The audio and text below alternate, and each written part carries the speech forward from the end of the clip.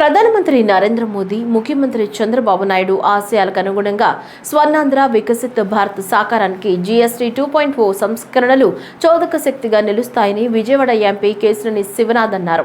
నగరంలోని పున్నమి ఘాట్ వద్ద ఎంపీ కేశినేని శివనాథ్, జిల్లా collector doctor G Lakshmisha, joint collector S Ilakiya, VMC commissioner Dhyanachandra H M, GST joint commissioner S Prashant Kumar తదితరులతో కలిసి గ్రేట్ అమరావతి షాపింగ్ ఫెస్టివల్ ను ప్రారంభించారు. ఈ సందర్భంగా ఎంపీ కేశినేని శివనాథ్ మాట్లాడుతూ జీఎస్టీ సంస్కరణలతో వాణిజ్య వ్యాపార రంగాలు అభివృద్ధి దిశగా పయనిస్తాయన్నారు.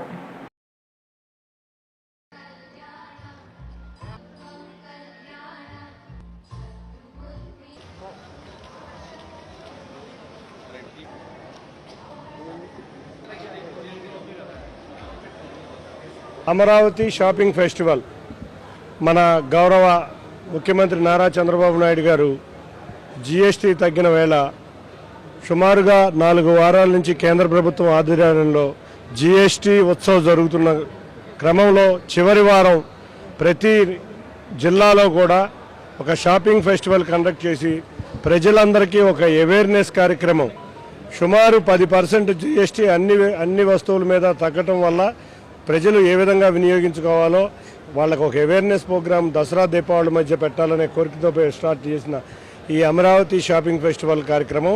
ఈ ఫెస్టివల్లో మనకి ఏ విధంగా భారీగా తగ్గినాయో అదేవిధంగా ప్రతిరోజు సాయంత్రం కూడా లక్కీ డ్రా ద్వారా కొన్ని గిఫ్ట్లు కూడా ఇక్కడ ఇవ్వడం జరుగుతుంది. అందరూ కూడా వచ్చి షాపింగ్ ఫెస్టివల్లో ఒక అవేర్నెస్ కార్యక్రమమే కాకుండా రాబోయే దీపావళికి ఒక బోనాంచాలాగా ఫీల్ అయ్యి ఈ కార్యక్రమానికి అందరూ కూడా వినియోగించుకోవాలని కోరుకుంటున్నాం.